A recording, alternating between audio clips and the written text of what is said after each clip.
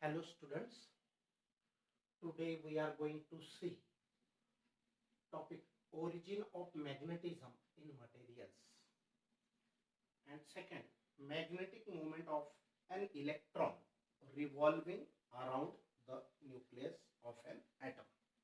This one is very important.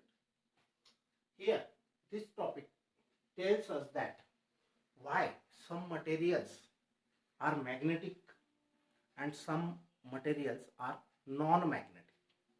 Magnetic materials means what?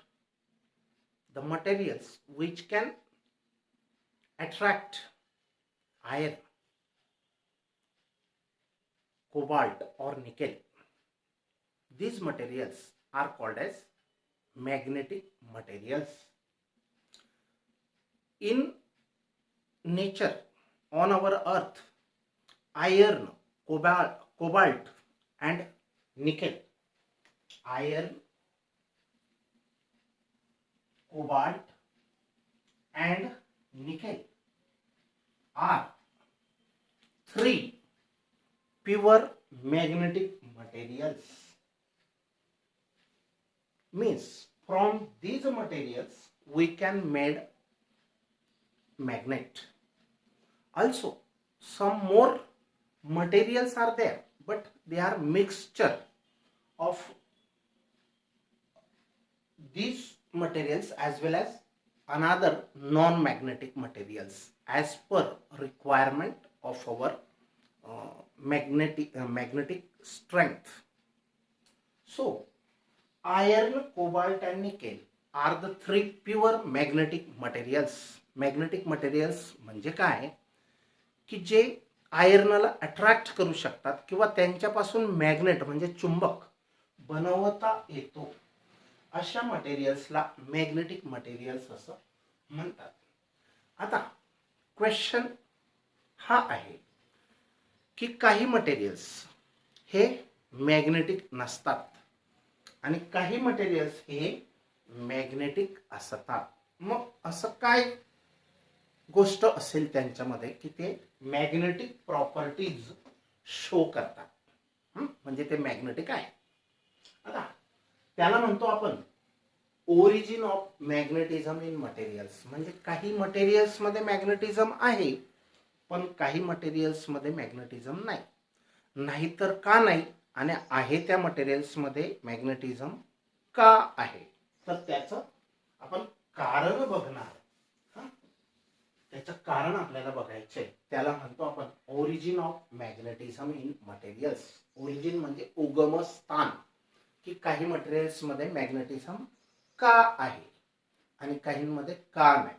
तर बघा, when an electric current is passed through a wire, when an electric current is passed through a wire, एखाद्या wire मधून electric current pass केलं काय काय होईल? A magnetic field is produced around the wire.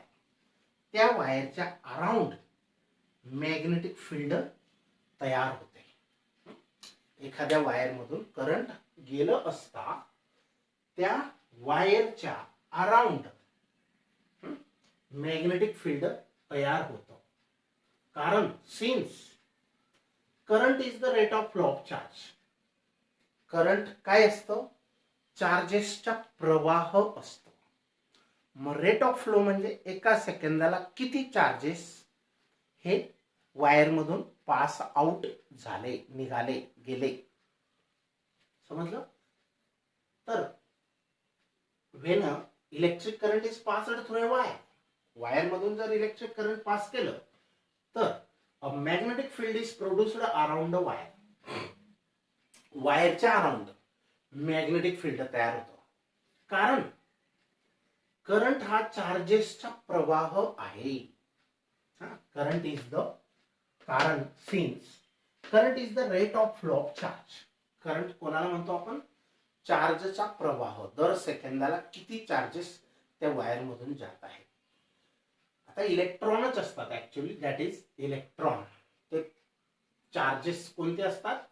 Rate of flow of charge म्हणजे charge कोण असतं? Wire मधून जाणारे इलेक्ट्रॉन्स असतात. द ओरिजिन ऑफ मॅग्नेटिझम, आणि इथूनच खरं the origin of magnetism lies in the flow of moving charge. जर चार्ज ॲट रेस्ट असेल तर त्याच्या अराउंड जे फील्ड असेल त्याला इलेक्ट्रिक फील्ड आपण म्हणतो. पण जर मुव्हिंग चार्ज असेल तर त्याच्या अराउंड आपलं इलेक्ट्रिक फील्ड तर असतंच, पण तो जाता जाता एखादा मुव्हिंग चार्ज, हा समजा चार्ज मुव्हिंग करतोय तर त्याच्या अराउंड इलेक्ट्रिक फील्ड आहेच, पण तो ज्या पाथने जाणार त्या पाथच्या अराउंड मॅग्नेटिक फील्ड तयार होते. हेच कारण आहे, म्हणजे ओरिजिन उगमस्थान आहे कशाचं? चुंबकत्वाचं, मॅग्नेटिझमचं, इन सर्टन मटेरियल्स ओनली. तर बघा, the origin of magnetism lies म्हणजे लपलेलं आहे. ओरिजिन ऑफ मॅग्नेटिझम याच्याच मध्ये लपलेलं आहे. Lies in the flow of moving charge. Moving charge, आता करंट म्हणजे मुव्हिंग चार्ज आहे, आणि मुव्हिंग चार्ज असेल तर त्याला दोन गोष्टी असतात. त्याच्या अराउंड इलेक्ट्रिक फील्ड पण असतो चार्जच्या अराउंड, आणि तो मुव्हिंग करतो तर त्या पाथच्या अराउंड, मग त्या वायरमधून असो का कुठून पण असो, तो जर मुव्हिंग करत असेल तर त्याच्या अराउंड मॅग्नेटिक फील्ड तयार होतं. आता हे आपण आधीच 10th पासून ओव्हरस्टेड लॉ किंवा ओव्हरस्टेड डिस्कवरी वरून आपण हे शिकतो आहे किंवा शिकलेले आहे. तर बघा, इन अन ॲटम, कोणत्या पण ॲटम मध्ये the electrons revolve around the nucleus. बरोबर, कोणत्या पण ॲटम मध्ये इलेक्ट्रॉन हे फिरत असतात कोणाभोवती? Around the nucleus. न्यूक्लियसच्या अराउंड इलेक्ट्रॉन्स फिरत असतात. Hence it has orbital magnetic moment. म्हणून जो इलेक्ट्रॉन, आता सपोज हे न्यूक्लियस आहे आणि त्याच्या अराउंड हे न्यूक्लियस आहे आणि त्याच्या around electrons in some orbits they are revolving. This one is the nucleus, and electrons here, negatively charged electrons are revolving around the nucleus. बरोबर, मग त्या ऑर्बिट मध्ये फिरतात, शेल मध्ये फिरतात, तर त्यांना ऑर्बिटल मॅग्नेटिक मुवमेंट असायलाच हवी. तर बघा, इन अन ॲटम मध्ये the electrons revolve around the nucleus. न्यूक्लियसच्या अराउंड इलेक्ट्रॉन फिरत असतात. Hence it has orbital magnetic moment. It has means electron has orbital magnetic moment. मग इलेक्ट्रॉन असं फिरतो, त्याच्यामुळे त्याला प्राप्त होणारी जी मुवमेंट आहे तर तिला म्हणतो आपण ऑर्बिटल मॅग्नेटिक मोमेंट. आता ही मोमेंट म्हणजे dipole moment. Orbital magnetic dipole moment denoted by letter M0. MO. Actually it is MO, orbital magnetic moment. तर बघा, इलेक्ट्रॉनला दोन मोमेंट असतात. जो इलेक्ट्रॉन फिरत असतो अराउंड द न्यूक्लियस, न्यूक्लियसच्या अराउंड जो इलेक्ट्रॉन फिरत असतो त्याला दोन मोमेंट असतात. एक म्हणजे तो ऑर्बिट, सर्क्युलर ऑर्बिट मध्ये फिरतो, म्हणून त्याला कोणती मोमेंट आहे?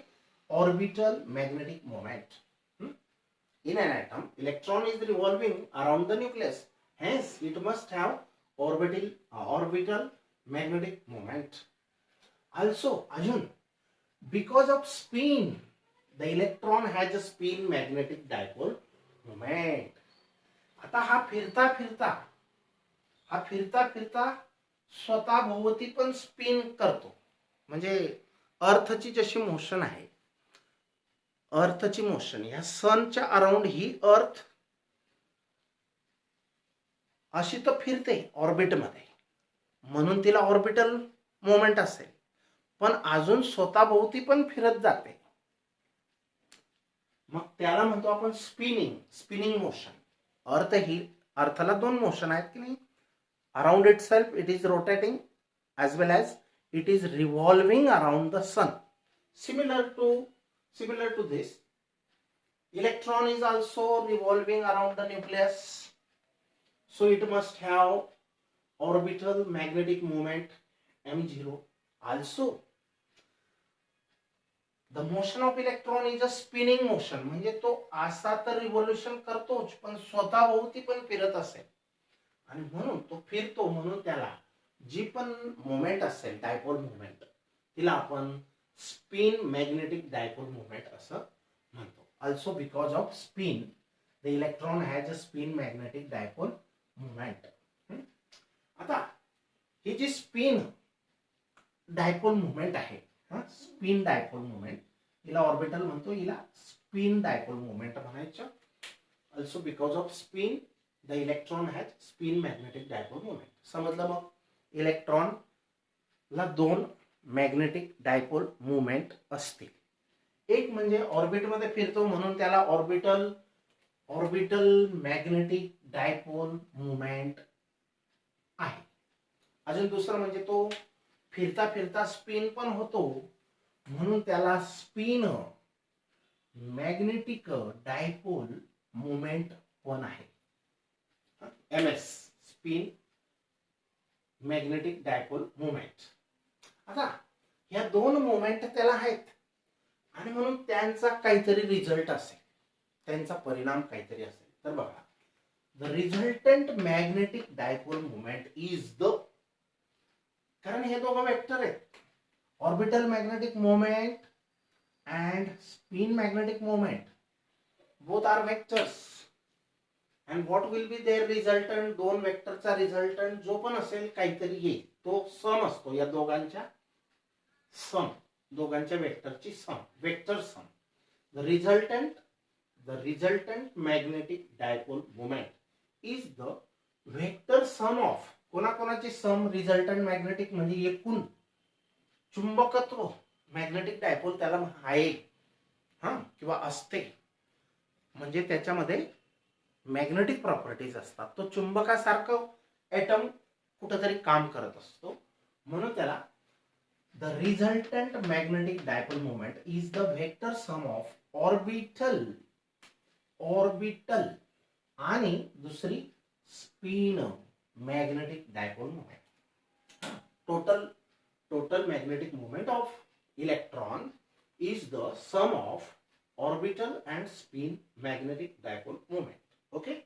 आता दोघांची सम म्हणजे टोटल जी पण रिझल्ट मिळेल तर ती असेल मॅग्नेटिक डायपोल मुवमेंट. तर बघा, magnetic properties are due to resultant magnetic dipole movement. आणि मॅग्नेटिक प्रॉपर्टीज ह्या कशामुळे असतात तर काहीतरी रिझल्टंट डायपोल मुवमेंट असली पाहिजे, झिरो नसली पाहिजे. म्हणजे दोघांची सम झिरो नसते, काहीतरी असते, म्हणून दोन मॅग्नेटिक मुवमेंट मुळे त्याला रिझल्टंट मॅग्नेटिक डायपोल मुवमेंट प्राप्त होते.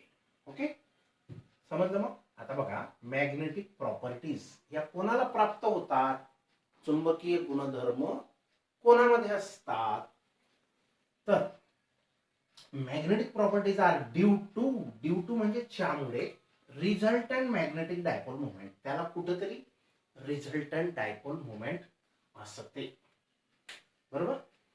And thus every atom is a magnetic dipole movement. आणि प्रत्येक ॲटम हा एक प्रकारे मॅग्नेटिक डायपोल मुवमेंट असतो. डायपोल मुवमेंट प्रत्येक ॲटम हा असतो, बरोबर. प्रोड्युसेस अ मॅग्नेटिक फील्ड, तो काय करतो, त्याच्या अराउंड मॅग्नेटिक फील्ड प्रोड्यूस करतो. Then the material becomes magnetic. आणि असं जे मटेरियल असेल ते मॅग्नेटिक. आता ॲटम तर सगळ्यांमध्ये आहेत, इलेक्ट्रॉन पण सगळ्या मटेरियल्स मध्ये आहेत. Every material is made up of atom and in atom electron is revolving around the nucleus. मग सगळे ॲटम्स किंवा सगळे मटेरियल्स हे मॅग्नेटिक नाहीत आणि काहीच आहेत, तर काय कारण असावं तर बघा, आता या ठिकाणी हे जे न्यूक्लियस आहे, हे जे न्यूक्लियस आहे, या न्यूक्लियसच्या इनसाइड पॉझिटिव्हली चार्जड प्रोटॉन्स असतात. ओके, न्यूट्रॉन्स पण असतात, पण आपण प्रोटॉन्सचा विचार करू फक्त. तर सपोज हा एक इलेक्ट्रॉन, निगेटिव्हली चार्जड इलेक्ट्रॉन, हा इलेक्ट्रॉन आणि एक प्रोटॉन, हे दोन चार्जेस मिळून एक डायपोल तयार होते, इलेक्ट्रिक डायपोल. एक पॉझिटिव्ह चार्ज, एक निगेटिव्ह चार्ज. आता ही डायपोल तयार झाली. इथं पण सपोज एखादा इलेक्ट्रॉन असेल, हा फिरत असेल, तर एक पॉझिटिव्ह आणि एक निगेटिव्ह, ही पण डायपोल तयार झाली. पण ह्या दोघं डायपोल इक्वल आणि अपोजिटच जर असतील तर ते कॅन्सल होतात एकमेकांना. इथं पण सपोज इथं एक इलेक्ट्रॉन आहे आणि हा इलेक्ट्रॉन एक प्रोटॉन एक डायपोल तयार करेल. तसंच इथं पण समजा एक इलेक्ट्रॉन आहे, तर हा प्रोटॉन आणि इलेक्ट्रॉन मिळून एक डायपोल तयार होते. आता काही मटेरियल्स मध्ये ह्या डायपोलला अपोजिट ही डायपोल एकदम इक्वल अँड अपोजिट, याला अपोजिट ही, याला कॅन्सल करेल ही, किंवा याला कॅन्सल करेल ती. अपोजिट असतील तर दिस डायपोल मोमेंट्स कॅन्सल्स इच अदर. आता याला कॅन्सल करेल, अपोजिट जर असेल तर कॅन्सल करेल. पण एखादी पेयर जर एक्स्ट्रा असेल ही, आता बघा याला कॅन्सल केलं ह्या डायपोल मोमेंटने, याला केलं याने, मग शिल्लक कोण राहिलं, हे राहिलं. याला कॅन्सल करणारा इकडे कोणी नाही. मग या ऍटम मध्ये एक तरी डायपोल आहे, म्हणजे रिझल्टंट डायपोल मुवमेंट ही आहे. म्हणजे ही रिमेनिंग डायपोल मुवमेंट जी आहे ती रिझल्टंट डायपोल मुवमेंट आहे. हे दोघेही डायपोल्स कॅन्सल झाले, त्यांचा रिझल्ट 0. हा, मॅग्नेटिझम जर सगळ्याच्या सगळ्या पेयर्स अशा ऑपोजिट असतील, positive negative positive negative pairs ह्या इक्वल आणि अपोजिट असतील तर ते कॅन्सल करतात, आणि ते कॅन्सल होतात. म्हणजे रिझल्टंट डायपोल मुवमेंट अशा ऍटमची, अशा मटेरियलची, की ज्या मटेरियलचा तो ऍटम आहे त्याची रिझल्टंट डायपोल मुवमेंट ही काय असते, 0 असते. म्हणजे तो नॉन मॅग्नेटिक असतो, किंवा त्याच्यामध्ये मॅग्नेटिक प्रॉपर्टीज येऊ शकत नाही. पण असे काही मटेरियल्स आहेत की ज्यांच्यामध्ये अशी शिल्लक राहून जाते, पर ऍटम एखाद दोन डायपोल मुवमेंट्स अशा शिल्लक राहतात. एखाद दोन डायपोल मुवमेंट पर ऍटम, एखाद दोन किंवा त्याच्यापेक्षाही जास्त काही डायपोल मुवमेंट शिल्लक राहतात. म्हणजे रिझल्ट उरतो, शिल्लक राहतो काहीतरी. आणि त्यांच्यामुळे त्या कॅन्सल न झाल्यामुळे, ज्या कॅन्सल झाल्या त्यांचा प्रश्न नाही.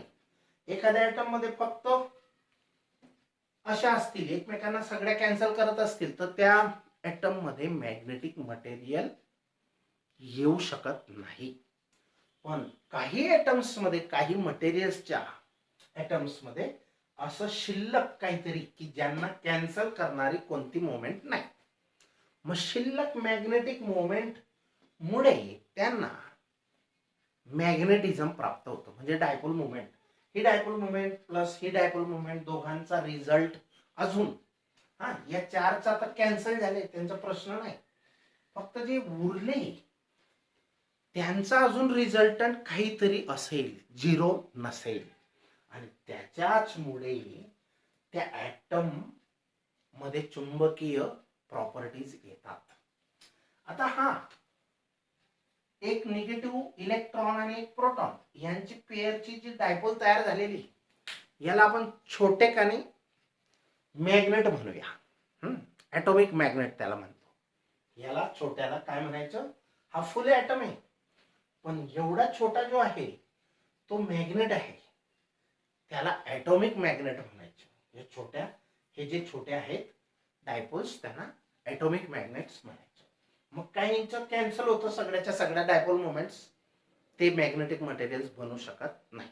काहींच्या थोड्याफार शिल्लक राहतात, 2, 4, 10 जे असतील, आणि त्याच्यामुळे जितक्या जास्त शिल्लक राहतील म्हणजे त्यांचा रिझल्ट जास्तीत जास्त जर असेल, तर असे ॲटम्स ज्या पण मटेरियल्सचे असतील, दे shows magnetic properties.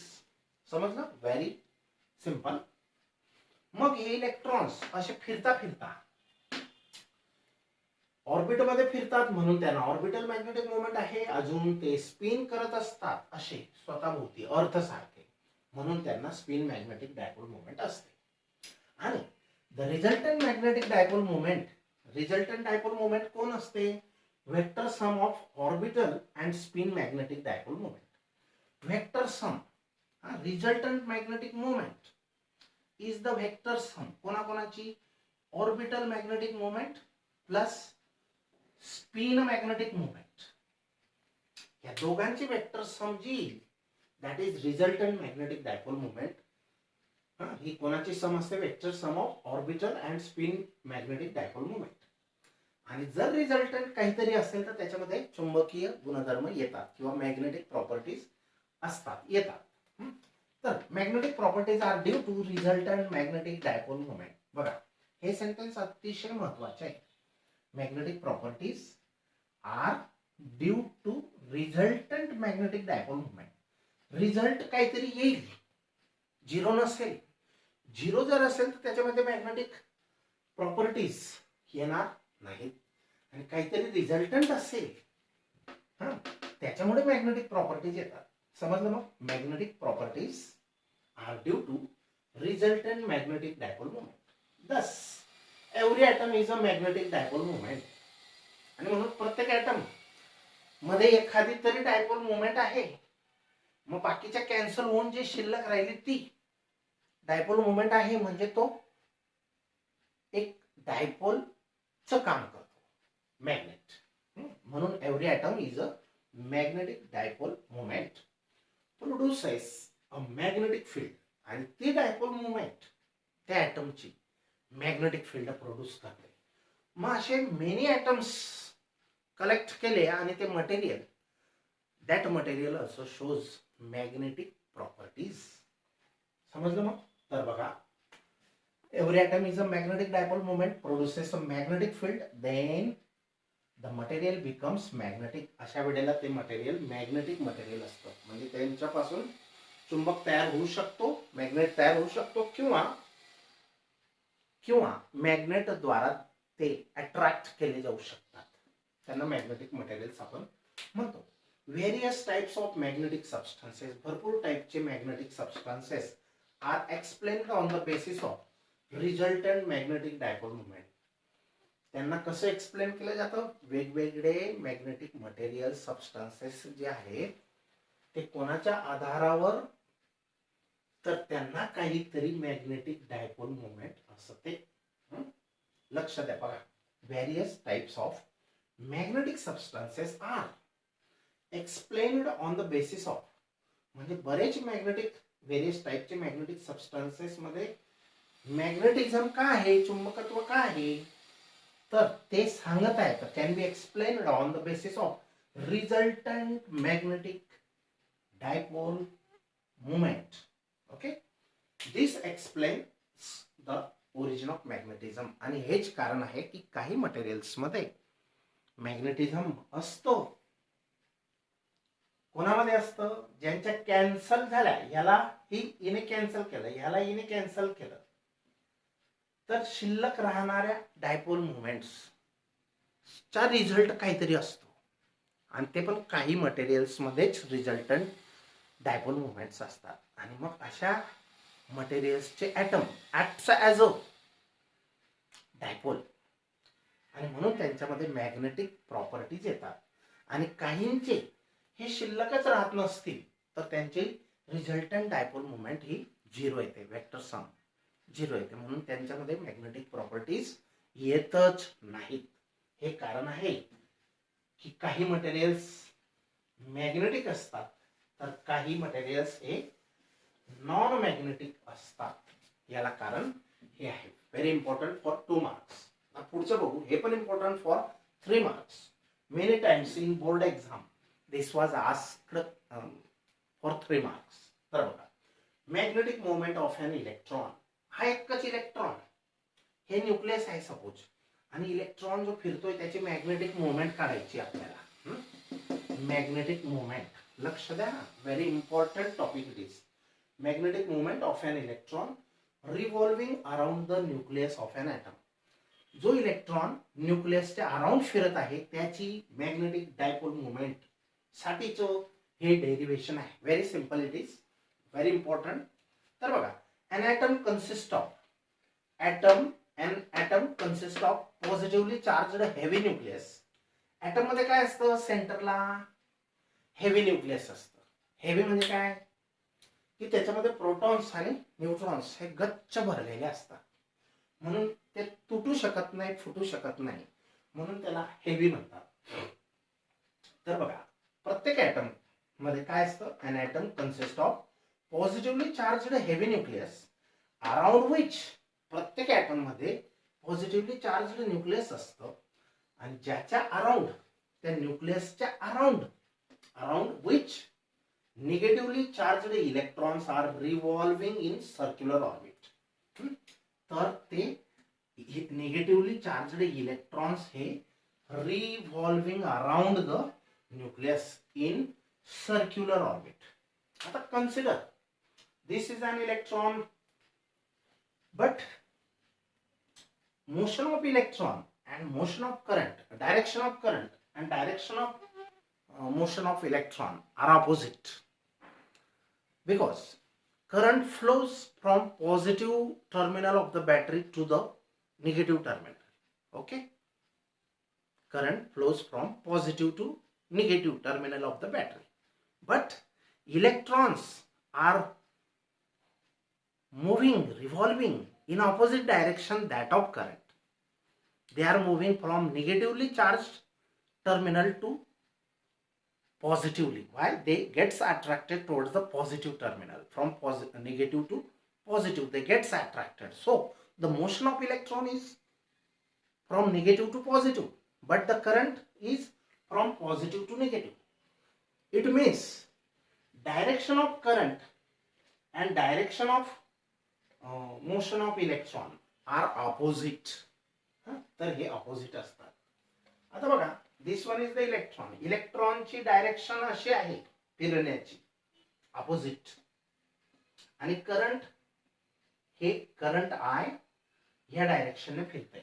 Suppose R is the radius of this orbit. आता ॲटम मध्ये सो मेनी ऑर्बिट्स असतात अराउंड द न्यूक्लियस, आणि ज्या ऑर्बिट्स असतात त्या डिफरंट रेडायच्या असतात. First orbit, second orbit, third orbit, कारण त्यांची रेडियस डिफरंट असते आर. मग आता या इलेक्ट्रॉनला दोन डायपोल मुवमेंट असते. एक म्हणजे ऑर्बिटल डायपोल मुवमेंट m, आणि दुसरं तो स्पिन होतो. म्हणजे अँग्युलर व्हेलॉसिटी त्याला आहे, म्हणून त्याला अँग्युलर मोमेंटम किंवा अँग्युलर मॅग्नेटिक मोमेंट प्राप्त होते. Angular momentum or moment is denoted by letter L. Okay. आता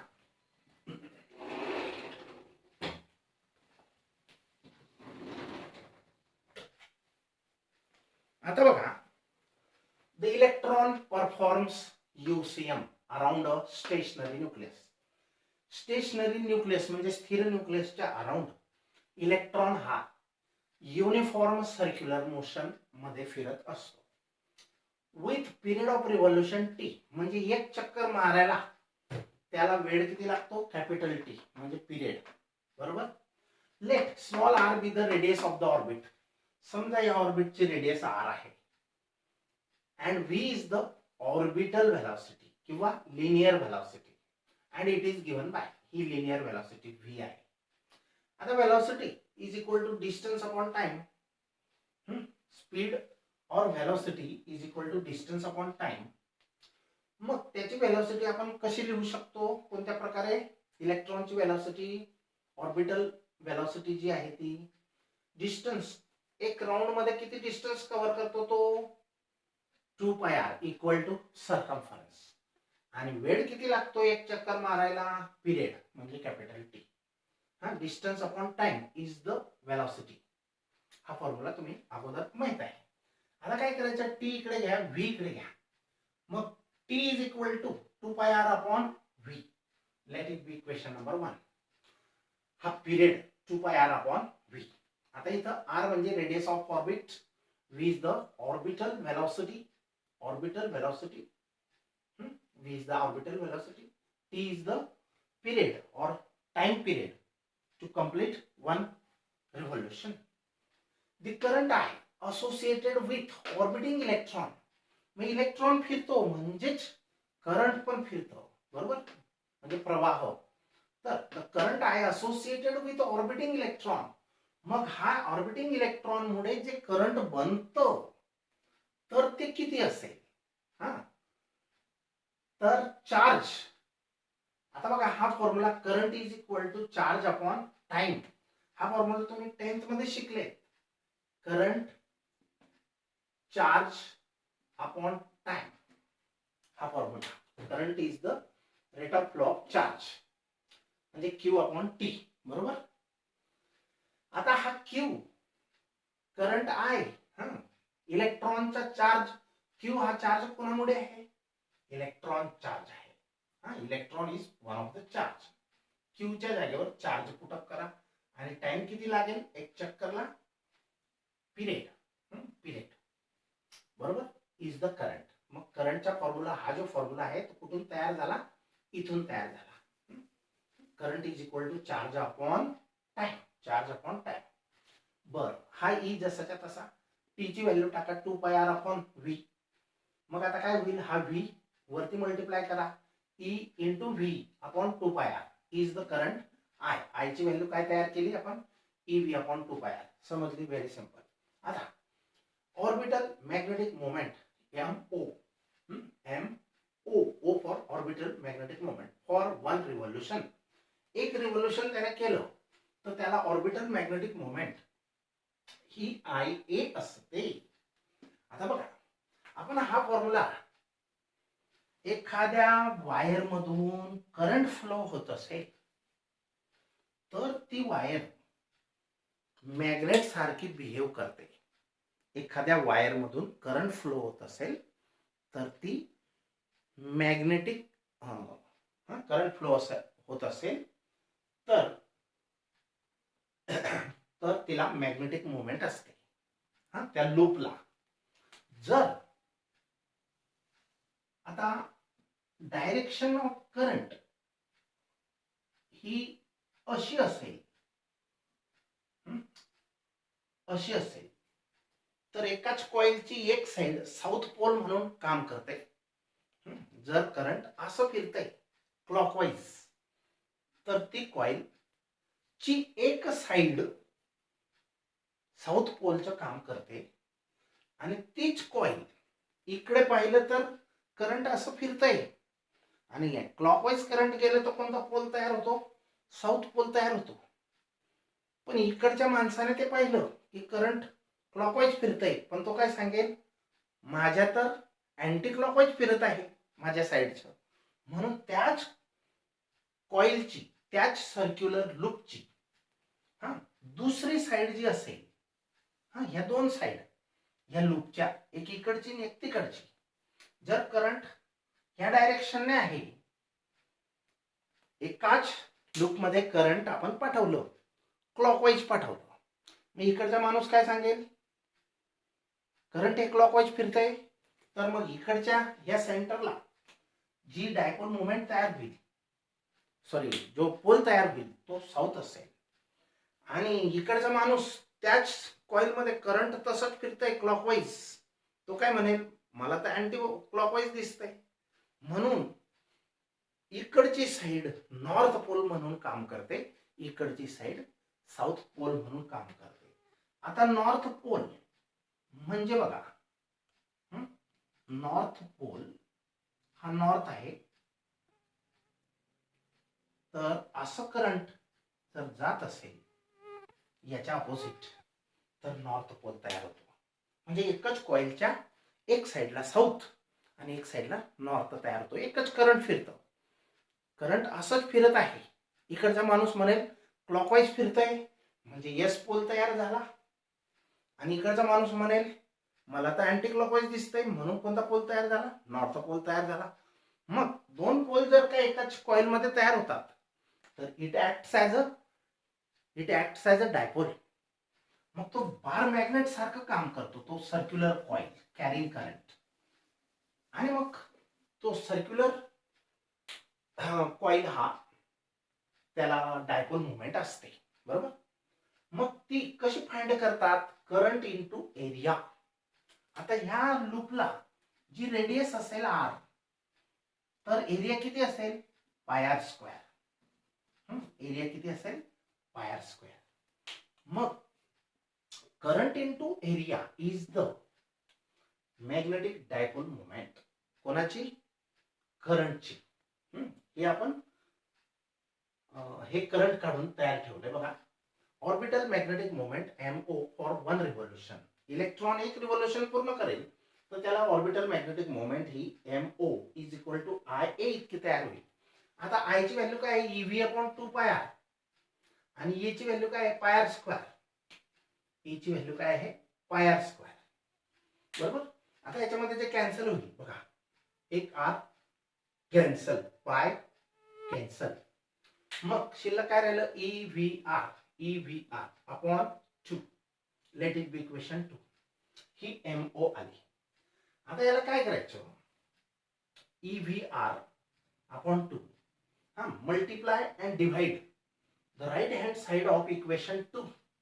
ह्या इक्वेशन 2 च्या, हा एरिया पाय आर स्क्वेअर असतो, ह्या इक्वेशन 2 च्या राईट साइडला मास ऑफ इलेक्ट्रॉन ने मल्टिप्लाय पण करा आणि डिवाइड पण करा.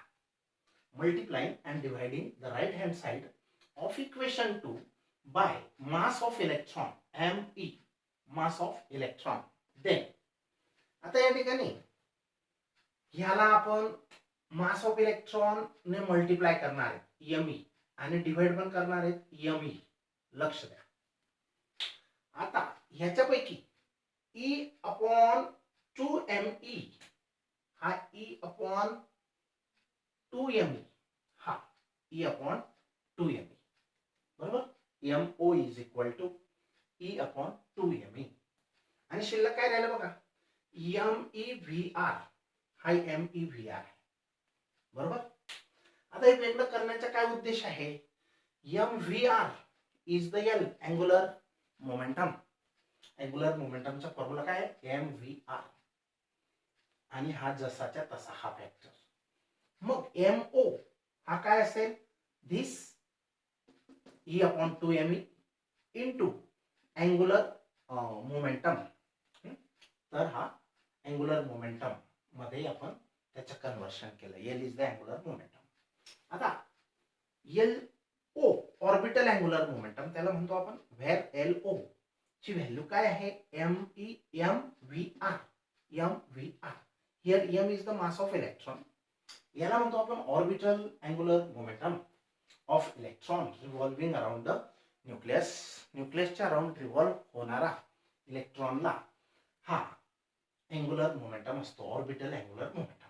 आता equation 3 shows that orbital magnetic moment is proportional to angular momentum. बघा, orbital magnetic moment is proportional to orbital angular momentum is proportional to, हे फिक्स आहे, कॉन्स्टंट आहे. ह्याला प्रोपोर्शनल, हा MO is proportional to LO. समजलं. Equation 3 shows that orbital magnetic moment म्हणजे MO is proportional to angular momentum, orbital angular momentum. समजलं. आता equation 3 in vector form can be expressed. आता जनरली हेच इक्वेशन प्रॉब्लेम न्यूमेरिकल सॉल्विंग साठी वापरतात, पण जर वेक्टर फॉर्म मध्ये लिहायचं असेल तर काय करायचं, हा जसाच्या तसा, हा पण जसाच्या तसा, हे पण जसाच्या तसं, पण वेक्टर कोण आहे तिथं, डायपोल मोमेंट आणि अँग्युलर मोमेंटम हे दोन गोष्टी वेक्टर आहेत. पण या दोघांचे आता इथं निगेटिव्ह साईन घ्यायचं कारण काय? निगेटिव्ह साईन का घेतलं? तर बघा, negative sign indicates that LO and MO are opposite in direction. L and M are opposite in direction. त्याच्यामुळे इथं मायनस साईन पुट अप करावं लागलं. Now will stop here.